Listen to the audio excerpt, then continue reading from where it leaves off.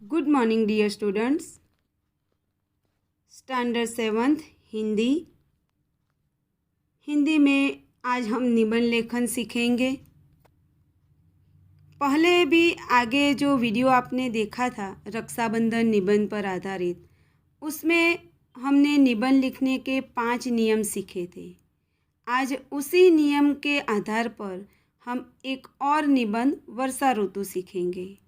वर्षा ऋतु सबकी प्रिय ऋतु है, खासकर बच्चों और किसानों की। ग्रीष्म ऋतु में गर्मी से व्याकुल हो जाते हैं, तब वर्षा ऋतु हमारे लिए एक वरदान बनकर आती है। तो आज हम वर्षा ऋतु निबंध के बारे में चर्चा करेंगे कि भारत में ऋतुओं का कैसा सुंदर क्रम है, वर्षा ऋतु के पहले की प्रचंड गर्मी का अनुभव, वर्षा ऋतु का आगमन, वर्षा के आगमन से वातावरण में आने वाला बदलाव, पशु पक्षी तथा लोगों पर उसका प्रभाव, वर्षा के लाभ एवं गैर लाभ आदि सभी बातों की हम चर्चा करेंगे। पहला परिच्छेद है भारत में ऋतुओं का सुंदर क्रम है। यहाँ सभी ऋतुओं का बड़ा महत्व है। कवियों ने ऋतुराज वसंत का बड़ा गुणगान किया है, परंतु वर्षा ऋतु को ऋतुओं की रानी माना जाता है। वर्षा ऋतु का हमारे जीवन में बड़ा महत्व है, क्योंकि हमारे देश में बारिश ही पानी का मुख्य स्रोत है। इस परिच्छेद में वर्षा ऋतु का महत्व समझाया गया है। भारत में ऋतुओं का सुंदर क्रम है। बारी बारी करके हम 3 मुख्य ऋतुओं का अनुभव करते हैं। शीत ऋतु यानी ठंड की ऋतु, ग्रीष्म यानी गर्मी की ऋतु और वर्षा ऋतु।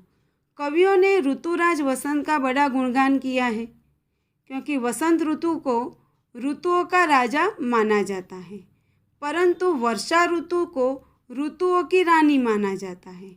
वर्षा ऋतु का हमारे जीवन में महत्व बड़ा है, क्योंकि हमारे देश में बारिश ही पानी का मुख्य स्रोत है। बारिश के पानी से ही सभी कार्य संभव है। दूसरा परिच्छेद है कि वर्षा के पहले कैसी गर्मी और किस प्रकार पशु पक्षी और लोग व्याकुल बेचैन हो जाते हैं, उसका वर्णन किया गया है। तो दूसरा परिच्छेद, वर्षा के पहले ग्रीष्म ऋतु में तेज धूप होती है। ग्रीष्म ऋतु की प्रचंड गर्मी से नदी, नाले, तालाब सूख जाते हैं। गर्मी के कारण लोग परेशान हो जाते हैं। पेड़ पौधे मुरझा जाते हैं। पशु पक्षी भी असह्य गर्मी से व्याकुल हो जाते हैं। सारी पृथ्वी पर सूनापन छा जाता है। यह वर्णन है वर्षा ऋतु के पहले का। बारिश आने से पहले हम सब प्रचंड गर्मी का अनुभव करते हैं, व्याकुल हो जाते हैं गर्मी से। पशु पक्षी भी व्याकुल हो उठते हैं। पेड़ पौधे भी जैसे मुरझा जाते हैं, उसमें जान ना हो इस तरह से मुरझा कर उसके पत्ते भी सूख जाते हैं। फिर सारी पृथ्वी पर ऐसा लगता है कि चारों ओर जैसे सूनापन छा गया हो। अब आगे का परिच्छेद। ऐसे में वर्षा ऋतु हमारे लिए वरदान बनकर आती है। वर्षा का आगमन होते ही वातावरण बदल जाता है। आसमान में काले काले बादल छा जाते हैं। बादलों की गड़गड़ाहट और बिजली की कड़कड़ाहट सुनाई देती है। बरसात की बौछार धरती पर गिरती है, तब वातावरण सजीव हो जाता है। पहली बरसात से भीगी हुई मिट्टी की महक चारों ओर फैल जाती है। यह वर्णन है वर्षा ऋतु के आगमन का। तो जैसे ही वर्षा ऋतु का आगमन होता है, वातावरण बदल जाता है।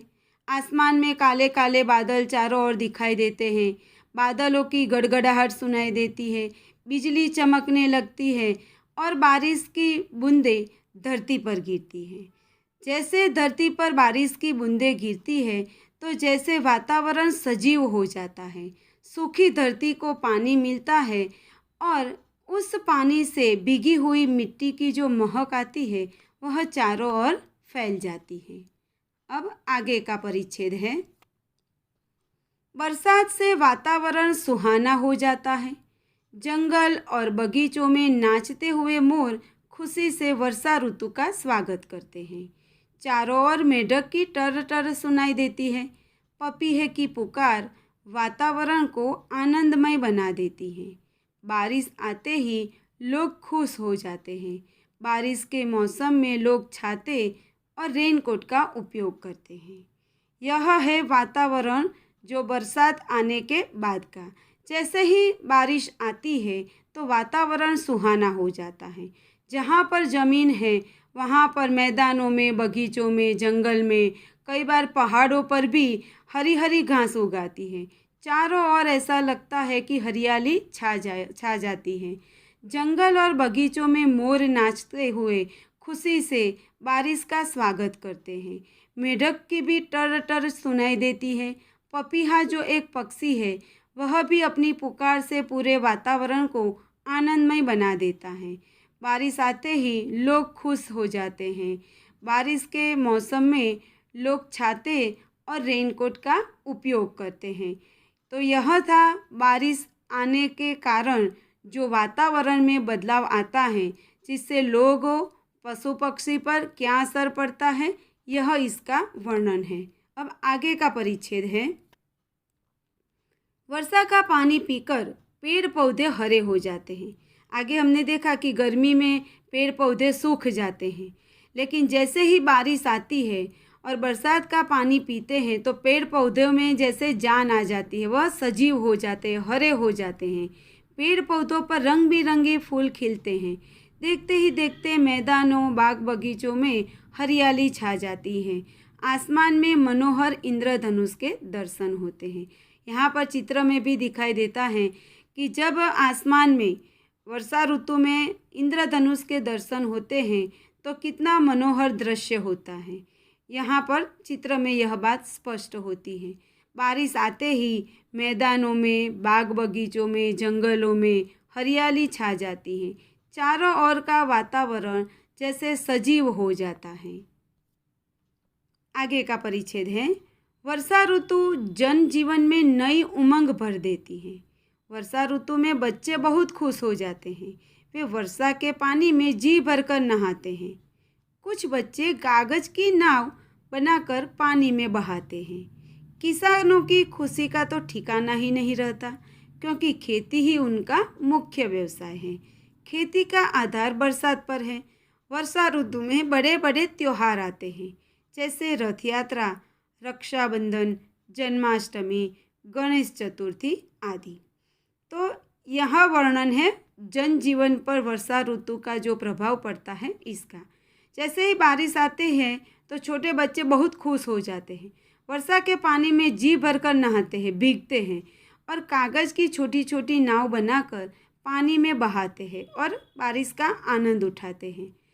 किसानों की खुशी का तो ठिकाना ही नहीं रहता। क्यों? क्योंकि किसान के मुख्य जीवन का आधार है खेती और खेती का आधार है बारिश।